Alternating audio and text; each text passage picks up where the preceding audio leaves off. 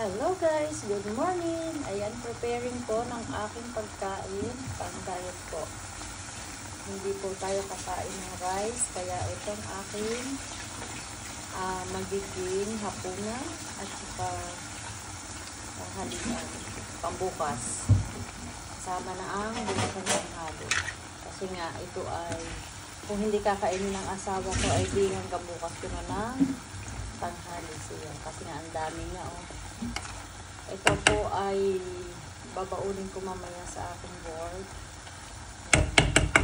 White beans at saka kalabasang mahaba. Pomodoro, yung kamatis na tinatawag. Isang bawang. Yan nga. Pinagugulakan lang ng kaunti para maiga-iga ng kaunti ang sabaw niya. So, yun lang ang aking pagkain. At ako po'y naaari na sa mga ganyang pagkain na kahit walang kanin. Thank you guys for watching. Ciao!